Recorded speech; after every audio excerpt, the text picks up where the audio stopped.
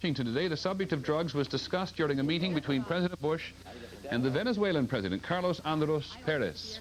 Afterwards, in answer to a question, an administration spokesman said Venezuela was cooperating in an effort to cut the flow of drugs into the U.S.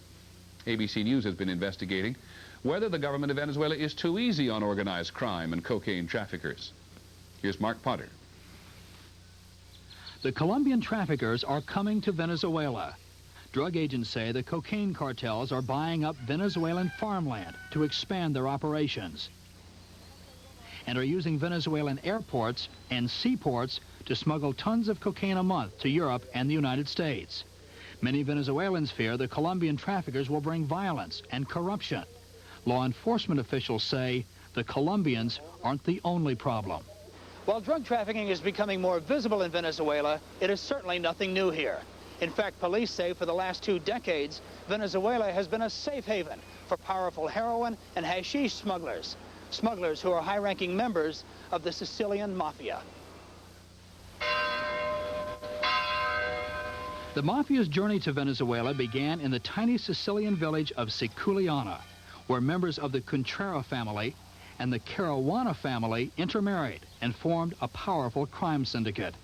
After a Sicilian mob war and a series of arrests, many of the Cuntrera-Caruana clan found sanctuary in Caracas and became Venezuelan citizens.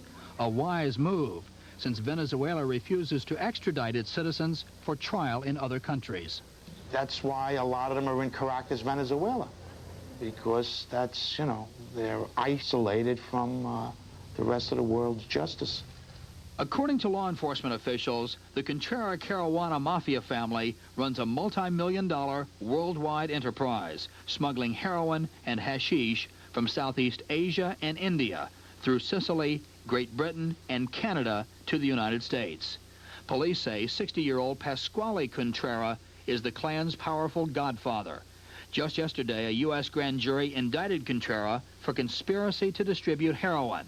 Italian authorities have already filed international arrest warrants against him and other leaders of the family for drug trafficking and mafia membership. The Venezuelans have refused to comply.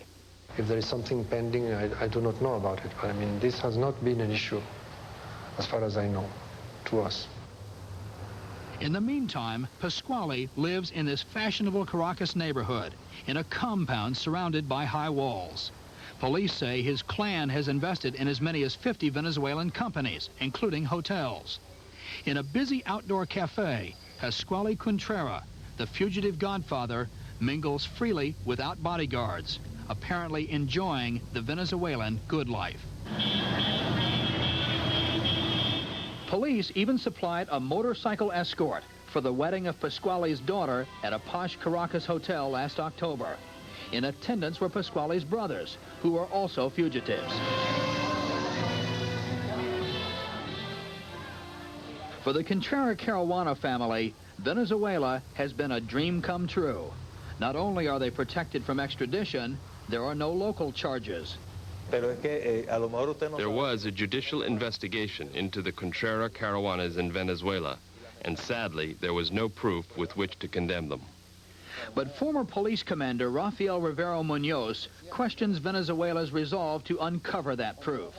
Munoz says in 1983, he was ordered by a high-ranking security official to shelve this report on the mafia in Venezuela and to end his investigation. He said to me, these people definitely seem to be friendly. And in reality, they have invested dollars in Venezuela. So I took my report and filed it. What can I do? The question of what can be done plagues many Venezuelans who are convinced the Sicilian Mafia is protected by corrupt politicians, judges, and police. Money moves the world. And that's why they're safe here? Yes. They have bought their safety in Venezuela? Yes. That Pasquale Cuntrera and the others operate freely here infuriates law enforcement officials in Europe and North America. They feel Venezuela is making it easier for the mafia to sell drugs throughout the world. Mark Potter, ABC News, Caracas, Venezuela. We'll have our final report in just a moment. Venezuela.